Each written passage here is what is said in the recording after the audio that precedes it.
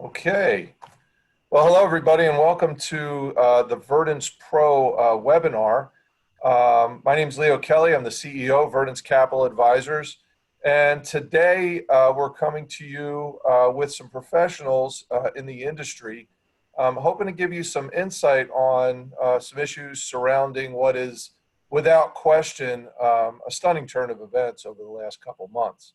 Obviously, if we think back to January and even February, early March, we were going along with our daily lives and routines. And interestingly, the world seemed so remarkably predictable. And it seemed that we knew exactly what to expect in the coming year. And this moment, this event occurred. And there are a lot of questions. There are financial questions, there are career questions, and there are long-term impact changes that this moment, this coronavirus moment, will have on professional careers and in the NCAA. So we have assembled a group today to go through a Q&A and bring up some of the bigger picture issues that are out in the public. Now, you will also have the opportunity in this webinar to ask questions. So let me go through a couple of housekeeping points. First of all, the format today is going to be very conversational. I will be moderating the day, and I'm going to ask our guests a few questions and let them deliver some interesting information. Secondly, and this is important, in the day of Zoom calls, we cannot see you and we cannot hear you. We are in what's called broadcast mode. So if you're in your pajamas, don't worry about it. And so you cannot be seen nor heard. If you have a question, at the bottom of the screen here, there is a Q&A button. If you hover the mouse over the bottom, if you click on that and you type in your question, we will see it. And when we reach the Q&A section, we'll pull some of those questions and answer those questions. So with that, I want to get going and introduce our panel. We have three great panelists today. The first is Joe Longo, and Joe comes to us from California. Joe is now approaching, he doesn't look it, he looks young and still very young, but Joe's approaching 30 years in the sports business. Joe's job as a sports representative is to maximize his clients' talent both on and off the field, which is why we've asked Joe here today. He really focuses on all aspects of the clients' lives. Joe has represented 22 first-round draft picks. He has arbitrated landmark deals, record-breaking free agent deals. He's an accomplished estate planning attorney as well. And he was a player. Joe played safety at Brown University and went to the Loyola College of Law in Los Angeles, where, by the way, he still teaches sports law. So, Joe, thanks for being with us. Thanks for having me. Absolutely. We have Jake Rosenberg. Jake is the Vice President of Football Administration for the Philadelphia Eagles, whom he has been with since 2012. So yes, he was there in 18. Show the ring, Jake. Oh, hold on. Not wearing. I'll put it on. There it is. There you go. The ring. He works with executive management on the club's plan for player signings and acquisitions, salary cap management, contract negotiations. He works with the collective bargaining agreement, the CBA compliance, and of course, strategic planning for the organization. He has an economics degree from the University of Pennsylvania. And interestingly, he was in our business for a little while. He was trading commodities and bonds. That's a little more exciting than our wealth management business, but he was in the finance world before he went into professional sports. So thanks, Jake, for being with us.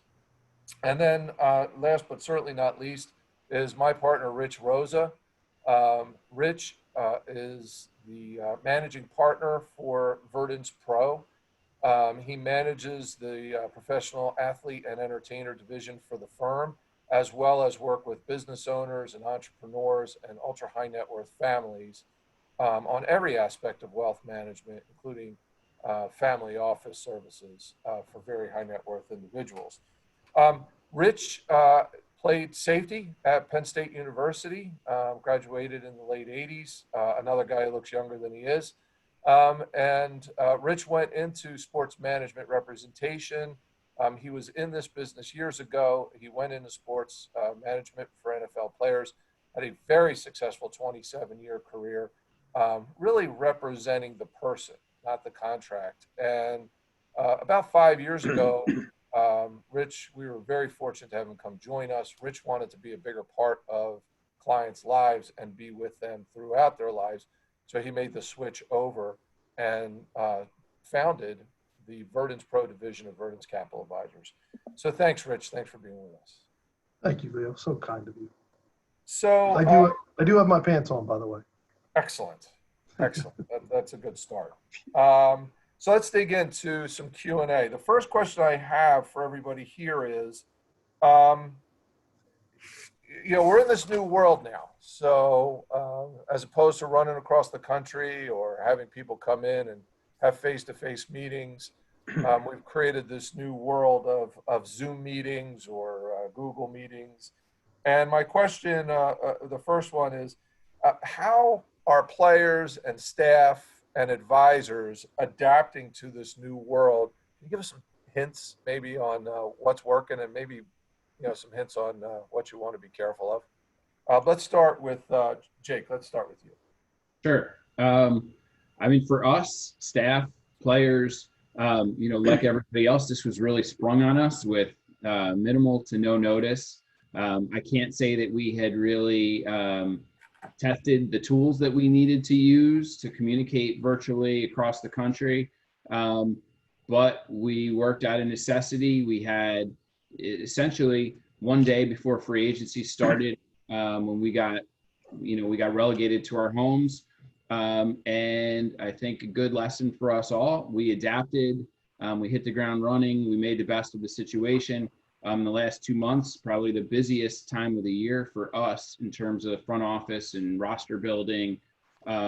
We have not really missed a beat. We've used, all kinds of these tools like Zoom, Microsoft Teams, and we have really adapted beyond what I could have ever really expected.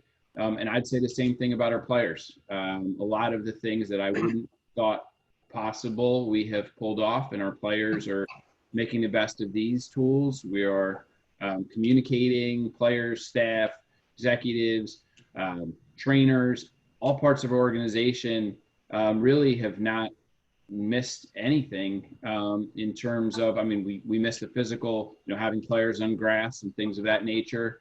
But overall, in terms of just functioning as an organization, maintaining culture, contact with one another, I think that it's been really shockingly seamless. Any good stories on any video interactions yet so far? Any good stories? Probably not suitable for this chat, but no, I think just in terms of, the way we pulled off the draft and having family around, having my kids basically here while we were making picks, it's been pretty unbelievable. That's great. So Joe, I'll switch over to you. As a representative, helping young players, as you said, on and off the field, in this new life, this new Zoom life, whether it's temporary or it's going to be long term, how are you coaching them and how to handle these situations and what should they avoid? Yeah, it's a different time because a lot of this stuff we do in person, and to come to the travel to come to a screeching halt, I think my wife has seen me more than she's seen me in the last 17 years. So it's a different time, that's for sure. And Zoom is something I never even heard of 60 days ago. So this is something new, but we have the draft coming up in maybe about 3 weeks, at June 10th. So obviously all the seasons were shut down in high school and college. So our draftees are now just doing a ton of Zoom meetings with scouting directors, GMs, assistant GMs. The evaluation process is going on now like this. and not in person. They're always done in person. So it's a different, it's a different time. And certainly for us, it's, just sort of advising the parents and the draftees, look, make sure you dress nice, try and get everybody on the screen, go through the questions. They're doing the best they can to evaluate you, via Zoom. And the draft's been cut down to 5 rounds instead of 40. So certainly the team evaluation is a smaller pool this go round. But that's something I'm sure we'll look back on and say this is a very different time than normal talent evaluation headed into the draft. Mm-hmm. Mm-hmm. And Rich, how's it changed your interactions with clients and professional athletes? Yes, significantly. I can concur with Joe. I mean, I haven't flown in 9 weeks, and that's just been really weird. Spending time in hotels, not doing that right now, so it's been very different. But I think for us, much like everybody on the call here, our organization here at Verdence, we adapted, and I'd say our team adapted very quickly. We had been set up for video conferencing with clients about 1.5 years ago, 2 years ago. So we started implementing video conferencing with our clients because we do have a national presence with clients. So I think we ramped it up very quickly. But I would say, we reached out to clients, quite frankly, just to see how they were doing. And I think it's one thing to have, a review call on the finances, but a check-in call just to see how they were doing. Just the other day, a couple clients, we got on a Peloton craze talk. What do you like? Who's your favorite instructor?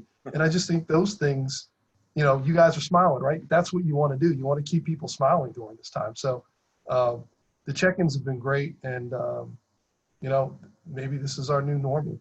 At the end of the day, we got to adapt, right? But I think it's been good for us. So more time with family, wear a shirt to your interview, and Peloton makes you smile. Good summary for question one. Peloton makes you smile.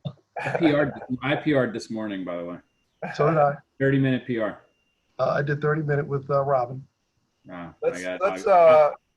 me give this next question to Jake. So Jake, you're a couple years off a Super Bowl, right? The organization is flying high, no pun intended, and you're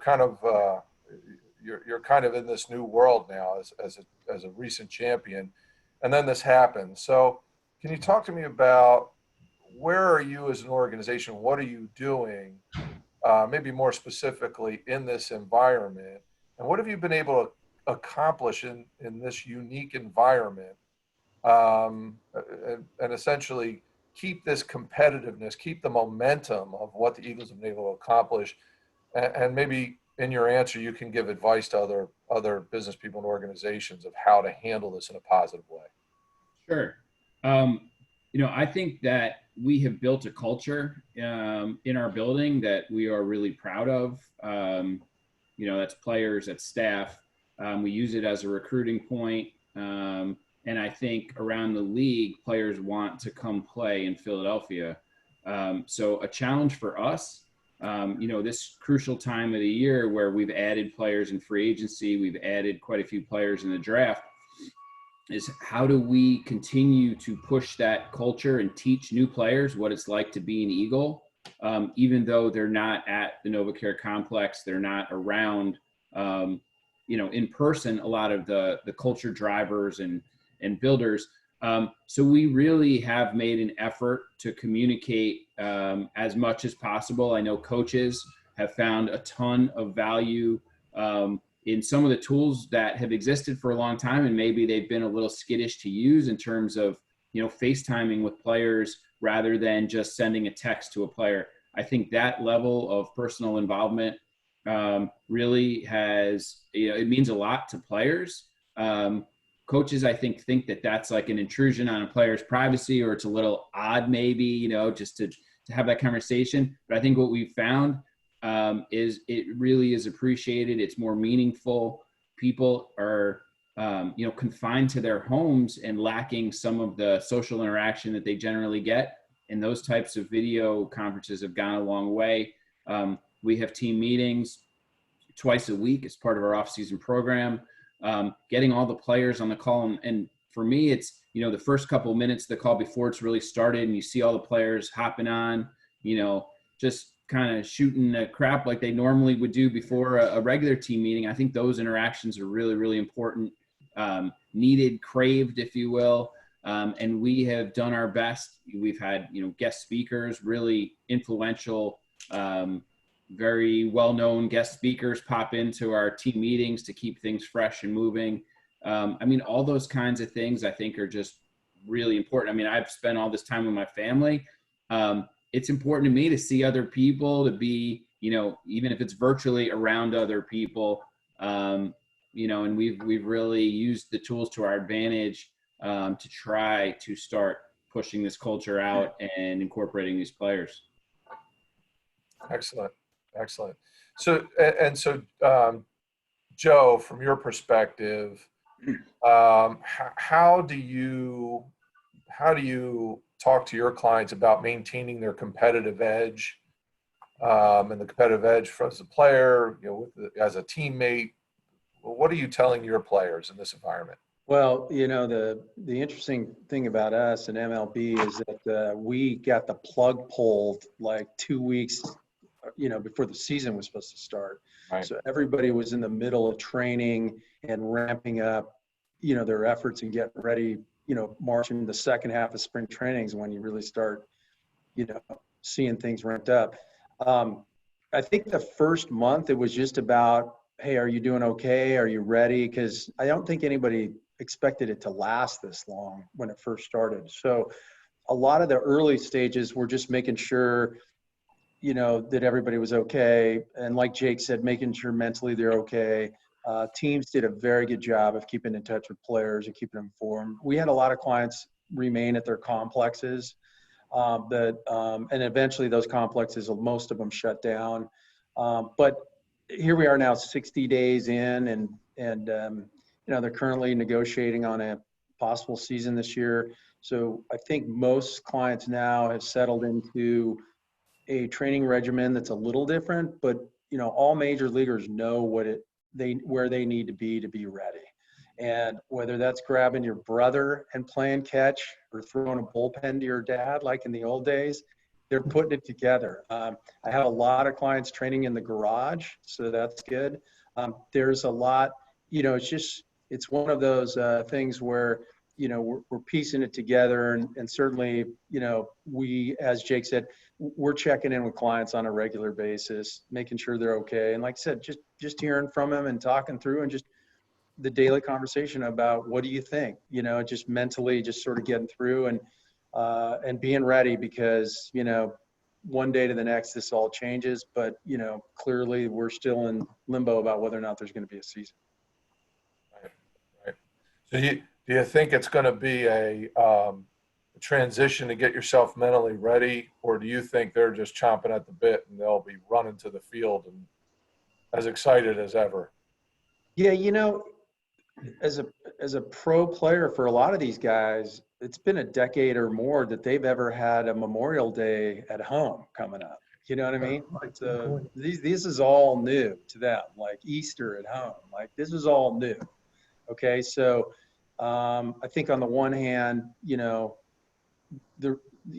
I think you're right. I think it's like if you were sent home from work and told to stay home, which we all have been, just wanting to get back out there and get back on the field and get back out there and play. I think just the passion for the game, which is the common denominator of all these pros, to get back out there and play under any condition is probably at the top of the list. But, it's got to be a safe and controlled environment, because this is a very nasty virus, and nobody wants to get the flu and go to the hospital and never come back out. So as a player, got to be sure that everything's safe and everything's safe for them as they go back to work. But, again, I think it, a pro athlete generally, glass is half full kind of person, especially in baseball, in a game that's has such a high failure rate. You've got to have a positive attitude, and you need to believe that you're going to get back out there, and you need to believe that we're going to have a season and you're going to play well, and be ready for that. Terrific, terrific. And Rich, what do you, with this time down, what should these players be doing with this time down, with this time off? Well, what the team at Verdence and Verdence Pro is focused on is essentially, we talk about just getting their hands around, their financial house, right? Whether that means pulling documents and making sure that, you've got the appropriate will executed, reviewing your risk management. We're talking to all of our clients about just take the time to take a step back and analyze the big picture here, and realize that we're going to come out on the other side of this much better. But the constant communication, the ability of our team, because we are, Jake talks about culture, and I think around here at Verdence, that's what's made us who we are, is the culture that we have each and every day. I mean, I miss seeing all the people in the office here. We've been limited. But what's been really great is the team has embraced the technology. They've embraced being able to reach out to our clients, to talk about staying physically, mentally, and financially fit during this time. And quite frankly, I've had conversations with clients that I really never went down the road before of, hey, look, take a step away. Don't watch CNBC or Fox Business every hour of every day, right? We're going to get through this. And we're going to get through it because we're going to stick to our discipline, and we want you to mentally just go out, take a walk, right? Take a break. The world as we see it, people want to believe it's coming to an end, but it's not. So I think the communication factor, the three pillars of who we are at Verdence Pro is education, empowerment, and transparency. And during this time, it's been ever more important for us to stick to those core values that we put in place for our clients. So I'll throw it out to all three of you, and Jake, maybe you can. So along those lines, Jake, the players have time, more time than they've had. So what's for a player or for that matter, a business person or a college athlete hoping to go pro one day? And my son, I'm hoping he's on the call. He plays football at Wake Forest, and he's home, and he's got to figure this thing out.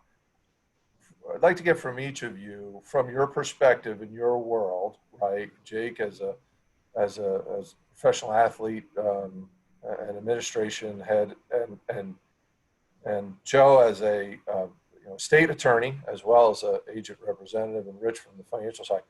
Can you give me one or two things? What's the takeaway that the player should pull away and say, this is if this is what I want you to do with this time, right? Anybody who wants to jump in, Jake, if you want to go first, that's fine. But what would you say to the player? This is what I want you to do with your extra time. I mean, for us, I could tell you, firsthand what we're doing with our extra time, Sure. And how I feel like, just to piggyback off of Rich, we're going to come out on the other side of this better than where we went in. There are so many opportunities now with everybody in their homes, everyone exposed to Zoom or Teams, for us to have these continuing ed type opportunities with other people in the same general profession, who may be in other parts of it.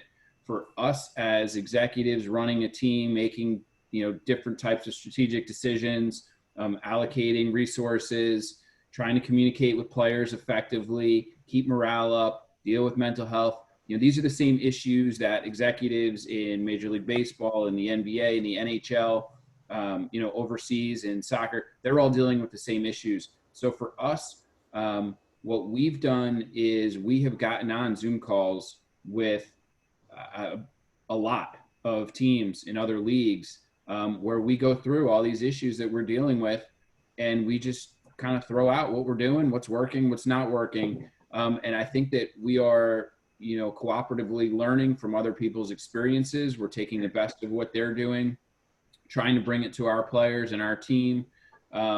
And I think for us as executives, just building these relationships, the socialization, all those types of things, down the road, we do typically, when we travel in the preseason or even sometimes in season, we try to meet up with execs we know at other teams in those cities. So I think that this relationship building that we're doing only stands to help us in that respect. It's making us better at our jobs. It's allowing us to bring better tools, all kinds of different strategies to our players that we think will have a tangible advantage for us, into this season, better preparing our team than other teams. I mean, we are, we're doing an off-season program. We have all kinds of different touch points with our players where we're instantly able to bring these things home. We just to example, last week we were on a call with it was GMs, coaches, other strategic executives, and some of the teams were talking to us about how they're doing these town hall meetings with large groups of employees, not necessarily in the same department. So we got on a call earlier this week. It was like 60 something people from football ops in our building, everybody, equipment, trainers, strength and conditioning, admin, everybody. And there was no real agenda. We just kind of went around, everyone just put the camera on for a second so you could see people's faces. It was really, really simple, but it was a great idea. And we all came off the call. I was texting and FaceTiming with people I haven't seen in a couple of months. That was like such a simple thing we took from this call last week that another team was doing. And I think it was tremendous, value added. So I think it's just finding ways with all this spare time that we have and the technology, just try to learn and get better and not just sit here and throw your hands up and just say, woe is me, this sucks, and what's going to happen in this world. And that's what we've been doing. That's great. Good answer. Joe? Yeah, well, with the extra time, certainly the priority right now is stay ready. So, anything we can do to help you there. But it's also allowed us to sort of work on, from the player side, the off the field endeavors, which sometimes they don't have a lot of time for because they have a game every day. So we've really, sort of switched focus on each individual player, from the established major leaguer who has corporate relationships.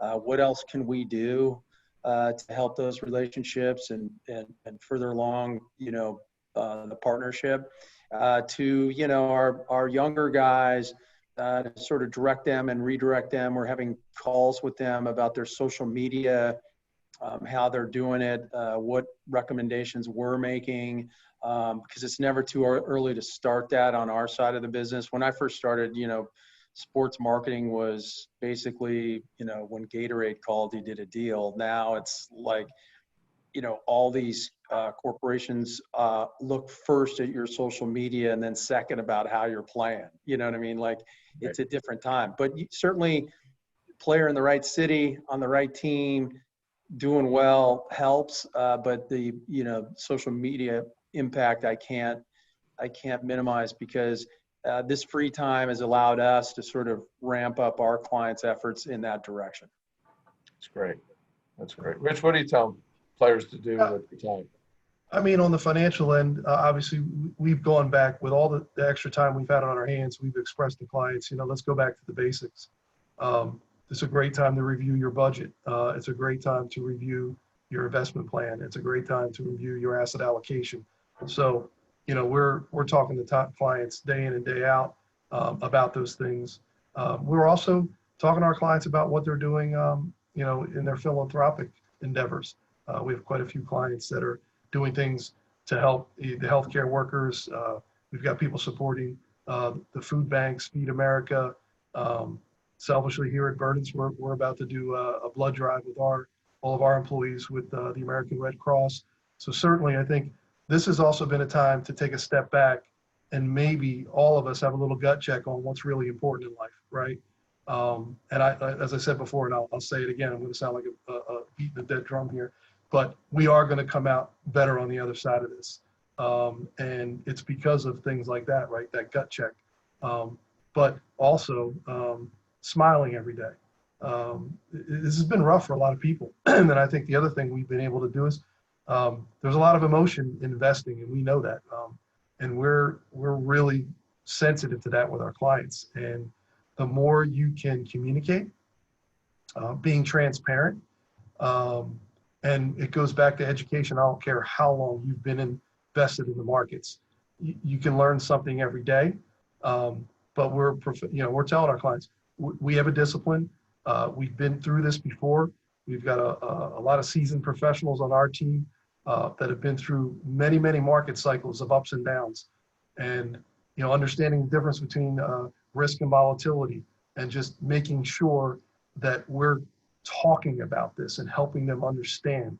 You can't educate enough. And that goes full circle with the athletes and what they're doing, off the field, as Joe mentioned, and Jake, right? It's all about mapping out what's going to continue to make you successful and sticking to that. So that discipline is really what's going to drive success coming out of this. So I'm hearing a common theme here, and that is use the time. Right? Don't just play video games or watch the depressing news.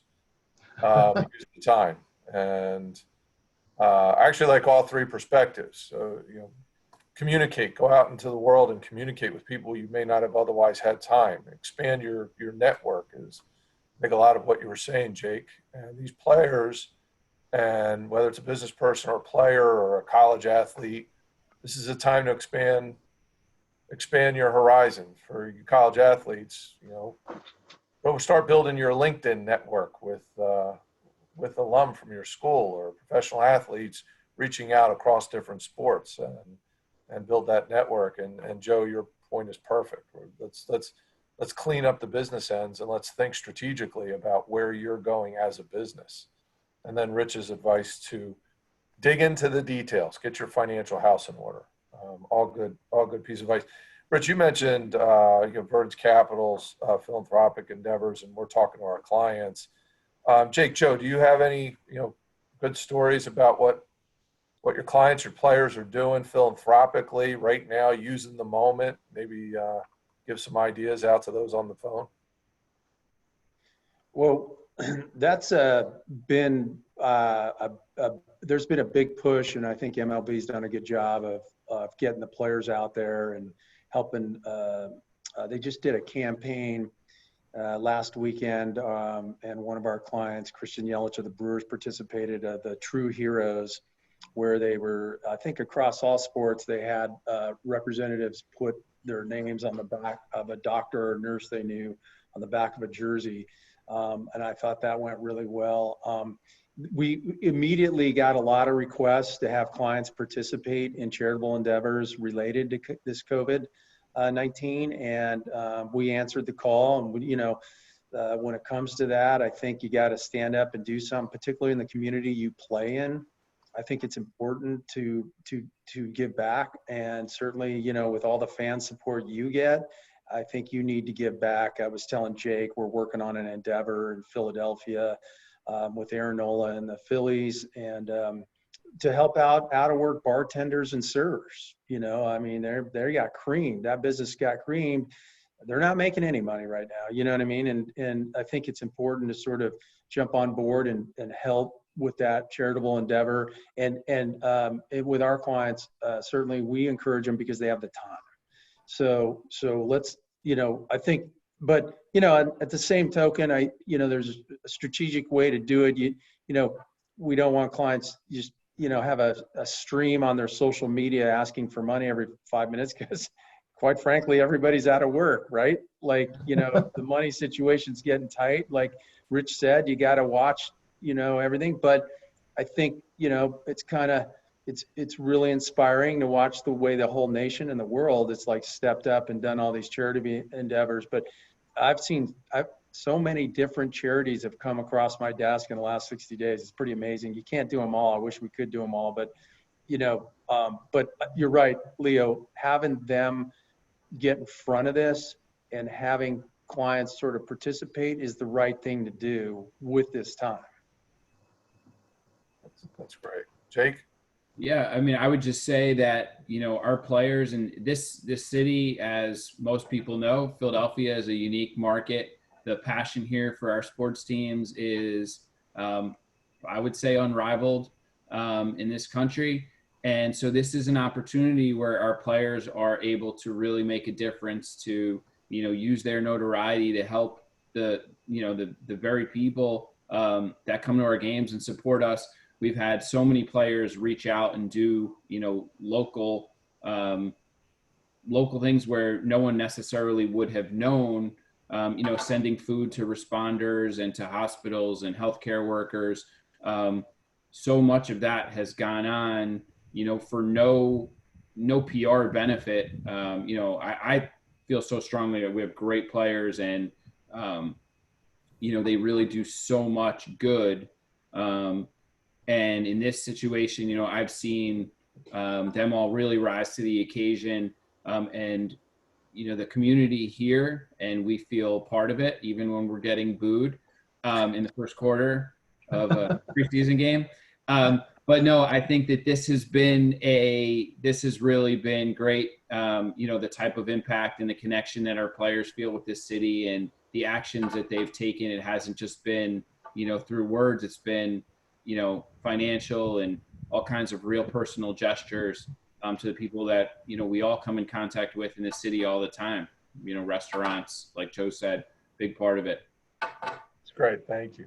Yeah. I mean, for those on the call who have not been to Philly, two things are true.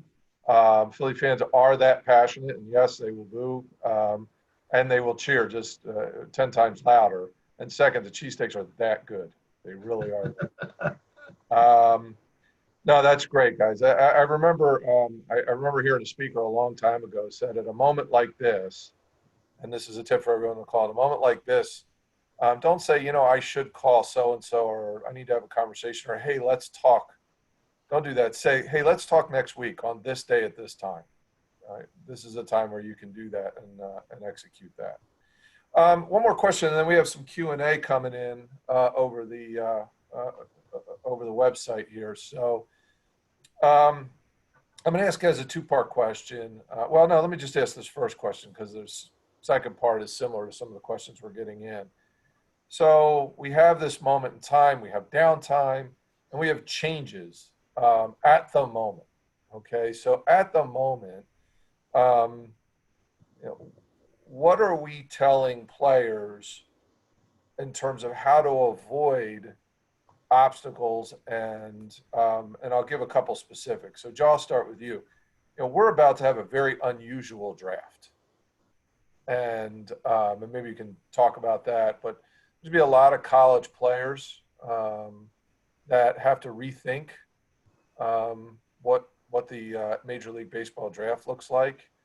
And so what would you say to those players? And maybe you could just quickly describe what's happening and what your advice is.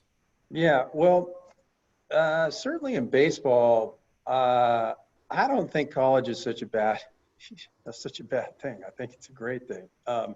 And I think you may look at it as being unfortunate that some of these, because we're only having 5 rounds in the draft this year versus 40. And then any player after round 5 that wants to sign with a team is capped at $20,000. Okay, so do the math after taxes and everything else. Not a lot of money, which ultimately will force that player to go to college or a high school. If it's a high school draftee. I just think the NCAA is going to end up with a lot of very good players. I think it's just one route, and we're all old enough where, we've all come at crossroads in our lives, like one direction or the other. It just so happens that your path's going to be college now, where it may have been pro baseball. But, again, because there's the draft pick who gets taken in the 6th or 7th round in baseball who signs for $1 million. That's not going to happen this year. Okay, that's already been established. So what will happen now is that player will go to college and hopefully get bigger, stronger, better, and then get drafted maybe higher for more money. And so in the end, it may all work out, but it's just a different path has been laid down for you in your career than may have happened. And quite honestly, there's probably a crossroads every few years for a lot of these players. And this just happens to be they're changing the rules, they're changing the path, and they're changing the dynamic on your career, but it's okay. You'll get through it. So in our conversations with a lot of high school and college players on what this means, it's okay. what happens if you end up in college and, you know, you might not have in a normal circumstance, that's okay. Go to college and, you know, try again in 3 years when you're draft eligible. So in that respect, it's just going to end up being a different path for some people. Right. Right. And Rich, how about pitfalls right now with all this extra time? Yeah, I many. know, with private investments and things of that nature, right? This is a time where professional athletes are getting it from all over the place. Yeah, professional athletes, entertainers. I think I'd say on any given year, we probably approach 100 different deals that are put in front of our athlete and entertainment clients. In the last 8 weeks, we've seen clients presented with restaurant deals, real estate deals. During this time, it's so important. We're blessed with a very, very strong due diligence team here at Verdence, and we run those deals past our team here. And more times than not, we're saying no. So we're telling our clients, look, that's what you want to stay away from right now, is that the so-called get rich quick scheme, that investment that you think, oh man, I'm going to double or triple this, dealing with what we're dealing with right now in the economy. We slow it down and take a step back, and let's remember, like I said earlier, stick to your discipline, right? And it's even more important now, and we tell our clients this, you need to lean on us to make sure we are vetting these deals appropriately so that, you're not jumping into a bad investment. So yeah, I mean, it's widespread. I mean, unfortunately, there's a lot of businesses suffering out there, and distressed debt is going to become an area where people make significant investments, but we're going to make sure that our clients are having those deals vetted appropriately and they're appropriate for them. So that's probably the most important thing we're doing in that area, Leo. Yeah. So for folks on the phone, you want to buy the distressed debt after it's distressed. You don't want to buy it when it becomes distressed debt. That's exactly right. I'm going to hit a few of the questions that are coming in and see if we can't answer a couple questions directly. So I'm going to start with Jake. Jake, this is a question actually you and I were talking about, and came in on the Q&A, and I'll summarize it. What do you see will there be permanent positive changes as a result of what just happened over the long term? How does what we're going through today impact the game, not just the NFL, obviously, in your world of expertise, but professional sports over the long term? Do you see positive developments when we come out of this? Yeah, I'm pretty optimistic about how this will benefit us in the long run. I think that from our perspective, this has affected the way we've worked, the way we've communicated, our lifestyle. Nobody works in professional sports for the lifestyle benefits or the work-life balance, because there is none. In this particular case, because of what we've been forced into, I think we've all seen that, much like most mainstream businesses, we can work from home. We can have better work-life balance. We can spend more time with our family, and nothing at the margins will suffer. Our decisions, what we did in free agency, what we did in the draft, at the end of the day, despite being in unique circumstances, there was some data maybe we didn't have access to, maybe certain things we were doing differently, pre-draft in the process and speaking to players via Zoom or FaceTime. At the end of the day, I think we wound up in a very similar, maybe a better spot in a lot of, in a lot of situations. Like, Joe was talking about how some of his players, right now in the MLB pre-draft period, are having all these FaceTime calls with teams. We did the same thing leading up, and we felt like the casual interaction with players versus the more formal bring players into the building. Their guard was up. They were prepared. In this case, our coaches got to know players a lot better, more frequent interactions, more casual interactions. And I think we got to a better place in terms of really getting to know some of the players. I think that was a real positive, and we'll take that going forward. And I do think I've heard this a lot, coming out of the draft. You saw how families were such a part of this draft. When I'm essentially away for 3 days at the NovaCare complex for the NFL draft, my family has no idea what I am doing. They watch the draft and they see us pick a bunch of players and they see us sign a bunch of undrafted free agents, but it's no clue. So in this particular case, having the family around, having them be a part of it, and really, more vested than they normally would be in a peek behind the curtain, if you will, everybody benefited. Certainly my son, who's turns 12 next week, he's so into this and understands the draft, and goes through does his own mock drafts, but he got to see all the moving parts and what goes into a pick and why such and such mock draft gets things wrong. They just don't have all the information that we do. I think that stands to benefit him going forward.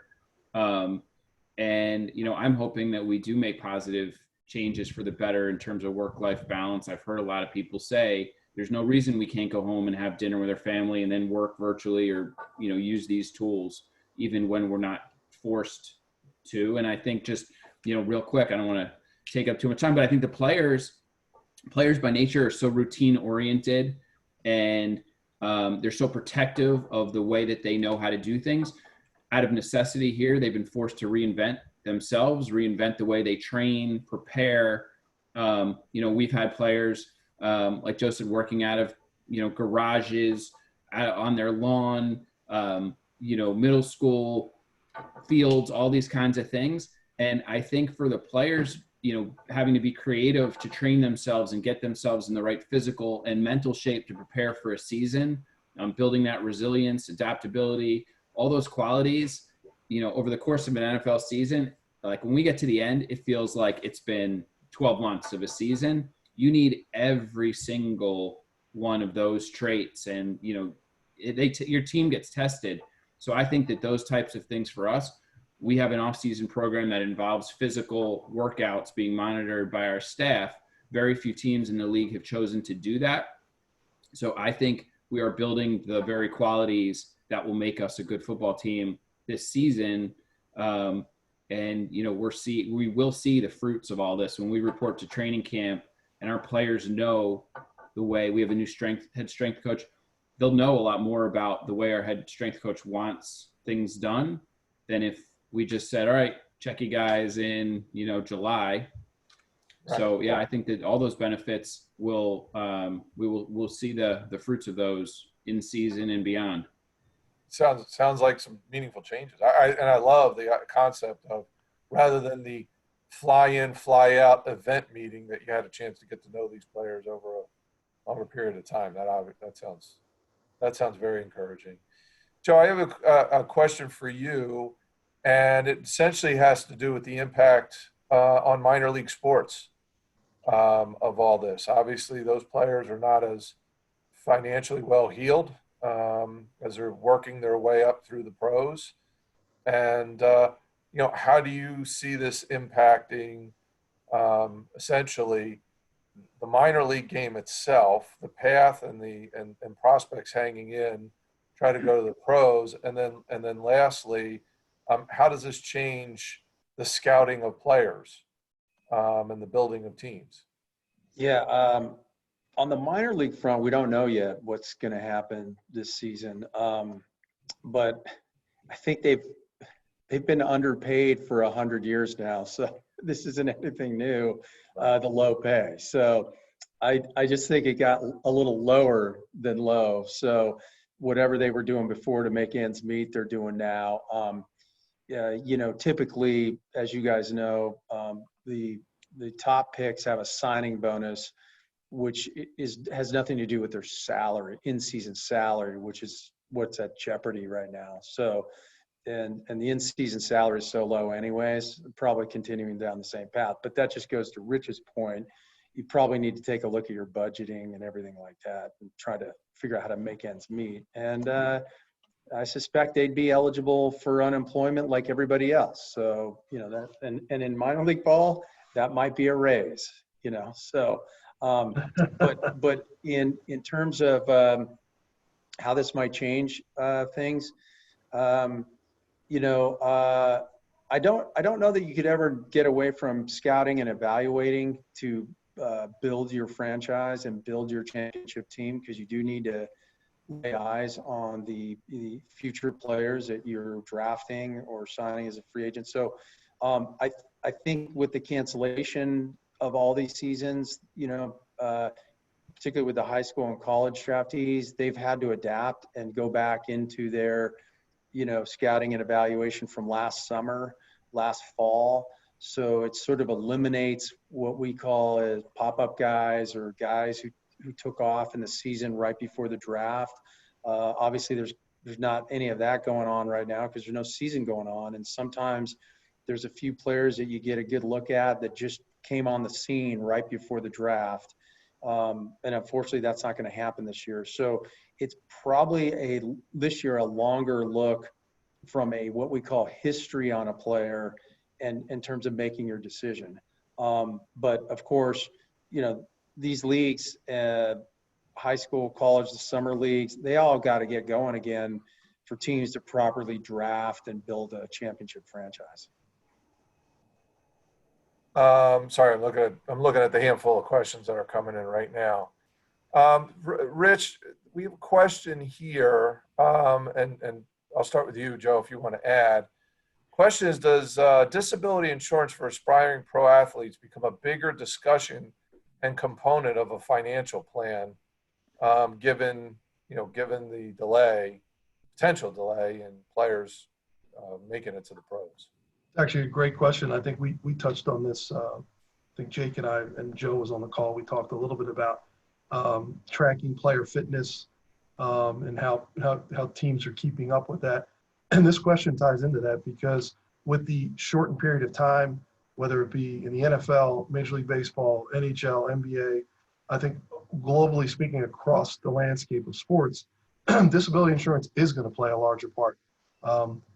Significantly with players who are approaching free agency. I think you're going to see more players look to insure themselves and protect themselves on the downside from an injury. And of course, it's personal preference, but the answer to that question is yes, I think it is going to fit into the planning needs. And Leo, can I jump back for a second? I want to piggyback on what Joe said. The changes, I think one of the biggest changes, and this is going to be, again, across the board, not just for athletes, it's for entertainers, and it's for the college athlete, is career planning and career transition planning.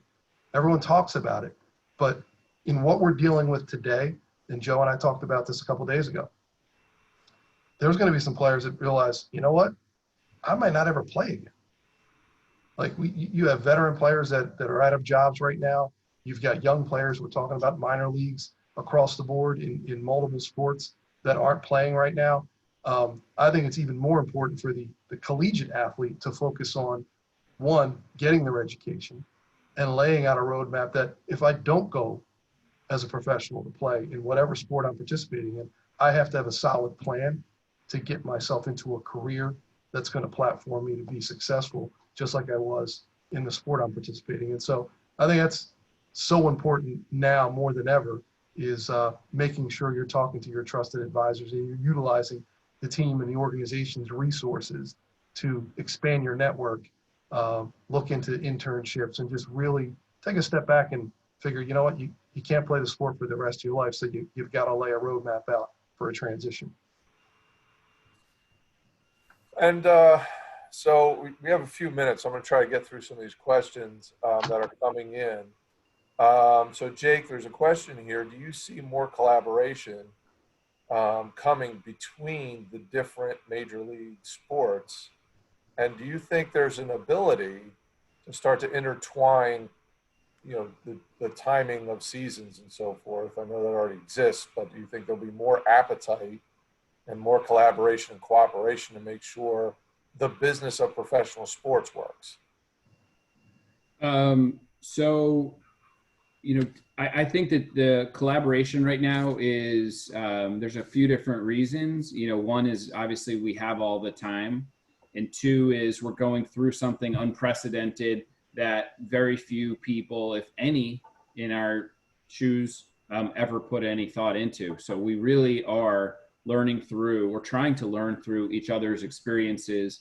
And we are kind of reinventing the wheel here, a lot of us.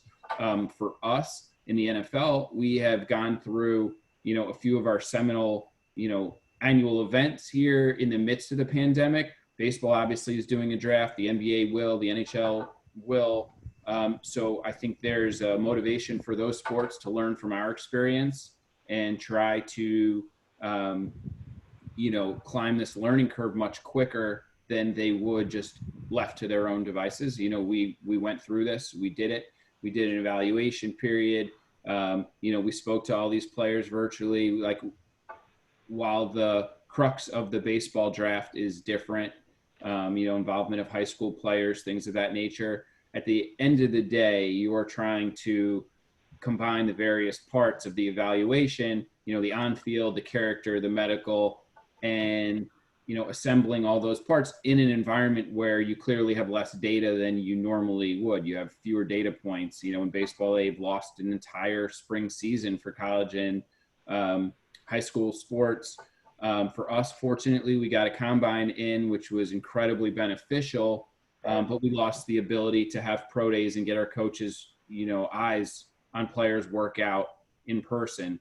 Players were forced to adapt and create their own pro days virtually that they were, agents were disseminating to us. It may have been on a high school field. They're setting up cones, they're doing drills. How are we going to weigh that versus where we normally would? They give us a 40 time. We don't know if it was 40 or 38 yards or whatever the case may be. So we're kind of all adapting and trying to teach each other lessons. But I also think organizationally, our culture is progressive. I go back to 2015. Howie and I were very aggressive about learning from other teams and going out and trying to, piggyback off of successes or failures that they've had and adapt them in our organization. So this isn't really new. I think we hope the more successful organizations have this mindset in general, where they're trying to grow and learn and improve. And it's not just this stagnant, we know best, we do what we do, and that's what we're going to do every year. So there's some necessity, but I also think it's a willingness, maybe a cultural willingness or mindset to want to do these things.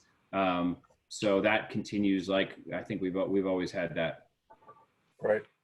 All right, gentlemen, this is the lightning round. We're just about at the end. I'm going to hit you each with one more question. And I'm going to start with Joe.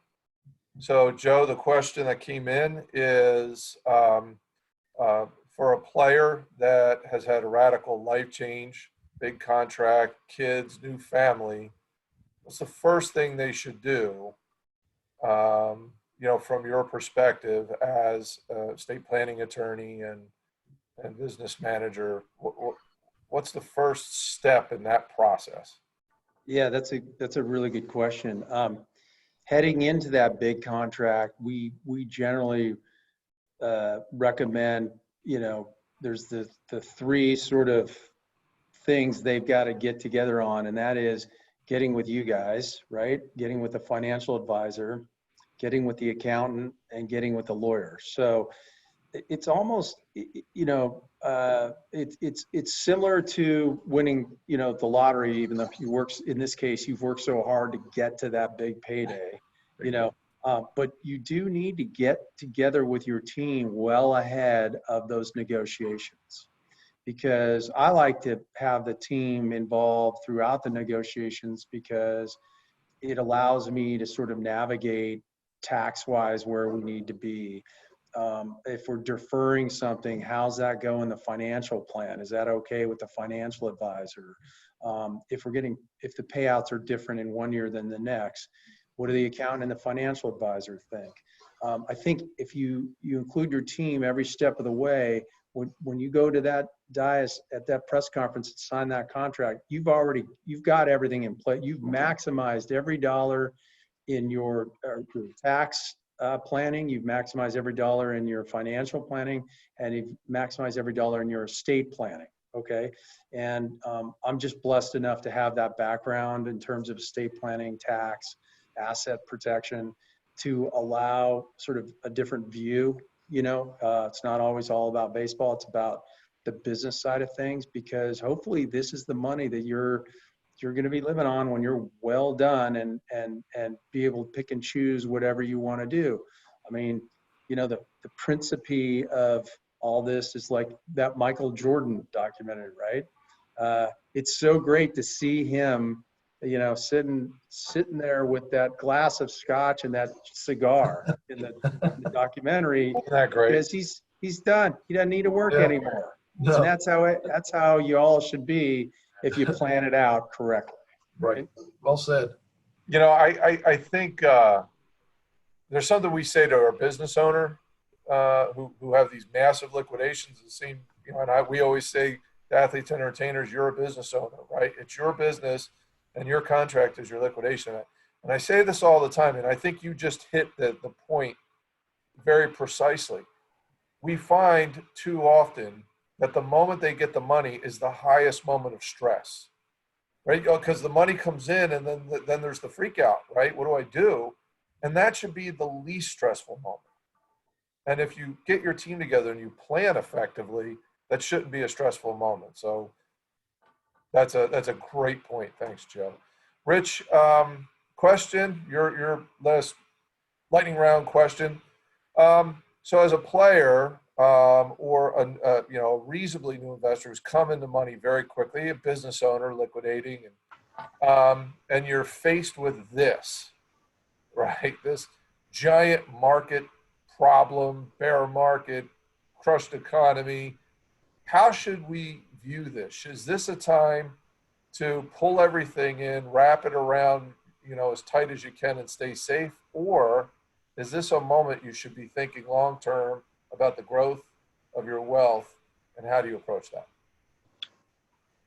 So here at Verdence, what we're telling our clients is obviously we have a long-term outlook on the markets, and we're going to start with making sure that you're allocated appropriately, right? Because that's the most important thing. We got to make sure you're in the right asset classes, and that we understand your tolerance for risk in the market. But at the same token, understanding risk and volatility. Obviously, the markets are going to move day to day, year to year, and what we profess to our clients is, the market is going to be volatile.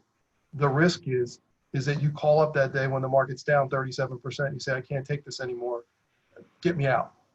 Well, we're not getting that back, right? If we were to execute that and you pull out of the markets, that money's gone. And it's very similar to, you put money into that local restaurant or bar with your buddy from high school, and you gave him 250 grand. And then a year later, you go to check in with him, and how's the business? What business? It's gone. You never get it back. So, we're going to stick to the discipline. We're going to make sure that we're continually educating, and we're going to find value in this market, right? There is value in the market. Protecting the downside. Our investment committee team right now is staying focused on staying short-term in the fixed income marketplace. So we're going to spend time each and every day evaluating, watching the markets, but we're not going to get away from our discipline. We're going to stay long-term in nature. We're going to stay in front of the client, and it's about educate, educate, educate. If we allocate you appropriately and you understand the difference between volatility and risk, we're going to get it right over the long term. So that's what we're talking to our clients about every day. That's great. That's great. So put away the short-term money that you need. And then if you're thinking long-term, you ride it out, and that's how you grow wealth. Right. And that piggybacks on, Joe mentioned, I mentioned budget. Right. Don't rent a lifestyle, right? That's what we tell our guys all the time.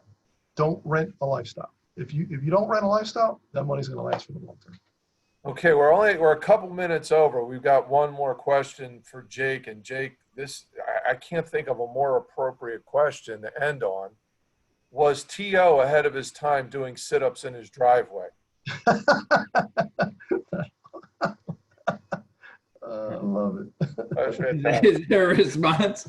Yeah, I mean, we saw do a your video. We've been doing a video the last couple of weeks at the end of each week of our off-season program of our players working out, and it is just an unbelievably uplifting, energizing thing to see the extent that they are going to get their workouts in, where they're doing them, you know, what they're using to work out, and the dedication that they have to their craft and getting themselves in shape. It's been awesome.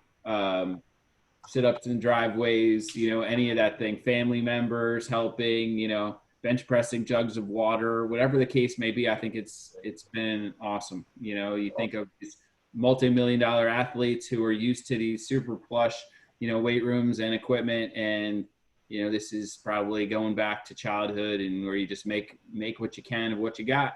And I think our focus is, you know, not having to get ready, but to be ready at all times, and that's what we're going to do. That's great. That's great. Well, as I said to my my son, you know, it's like God reached down and stopped the world from turning. And when it starts spinning again, you want to have used this time as to your advantage, not to rest, but use it to your advantage. So, gentlemen, thank you very much for your time. This was remarkably insightful. I hope the audience enjoyed this, and it was helpful to give some perspective on what we're going through. If you have additional questions, please reach out to us, and we can pass those questions along and get those answered offline. We really appreciate your being on the webinar, and to our guests for their time and their insight. So thank you very much, and we appreciate being here. Thank you. Thank you very much, You guys. Thank Good you being very with you guys. Have a good day.